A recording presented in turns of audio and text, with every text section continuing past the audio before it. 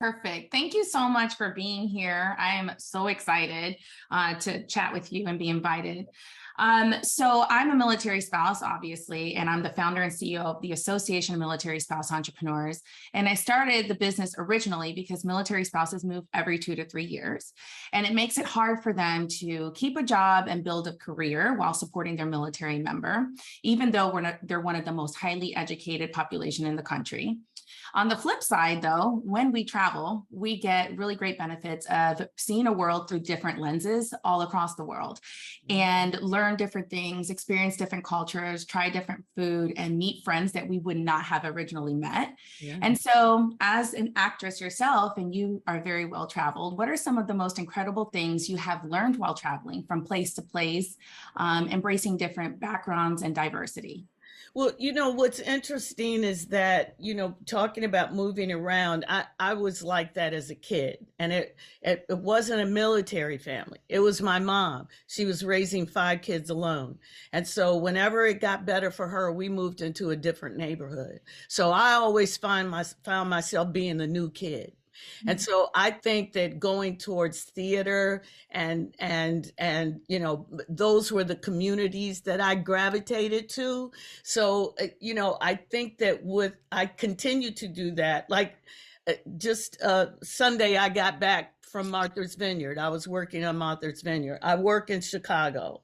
We're nomads. Actors are nomads. We're always going places. And so I just doing exactly what you're saying, exploring every place I go. What's different from, Chicago as opposed to Savannah, which is where I'm going on Monday when I finish this. Or if I have something that takes me overseas, what is it that I do to find myself in a comfort position? I always start with museums because that's where you learn the place where you are. And this might sound really odd to you, but I also visit cemeteries now because I just think that the history of the town that you're visiting is in the cemetery. And there's a feeling of history in that.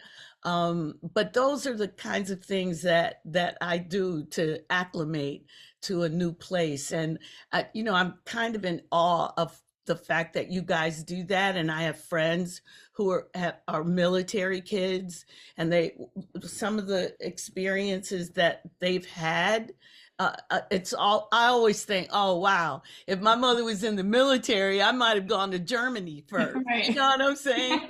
Yeah. Instead of just across town. But I just think it's, we do have that in common, is that we're kind of nomads. Yeah. And a lot of military families or spouses who travel, they'll call themselves digital nomads or nomad families who Is kind of, that right?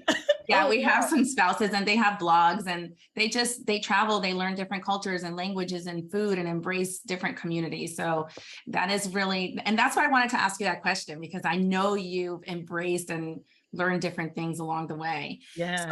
as we're wrapping up or going towards Memorial Day weekend, it's all about remembering our military families who paid the ultimate sacrifice and honoring those who have served.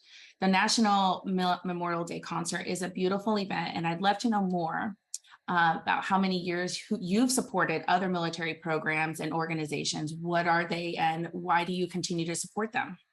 I can't say that I have. I'm kind of new to this. I'm not going to lie to you. You know what I'm saying? But what I found doing the concert, and again, know that I've watched it, for years. But it put me in a very different head, especially after meeting Justin Davis's mom and some of the other Gold Star families. It just put me in a different place. And sometimes we come to things late, but it's coming to it that's important. And so it may have taken me years to get here, but I see it so differently now. I'm 70 now too, you know what I mean? So it's like, uh, I'm always open for experiencing new things, learning new things.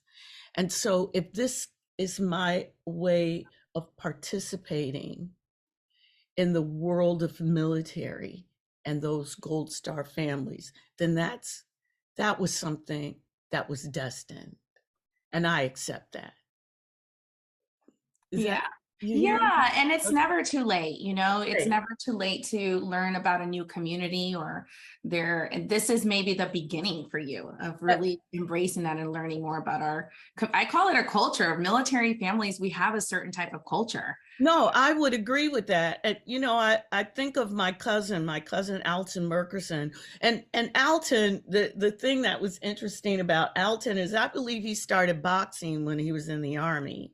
And then he ended up being the coach for Roy Jones Jr., you know what I mean, who was like an amazing heavyweight boxer.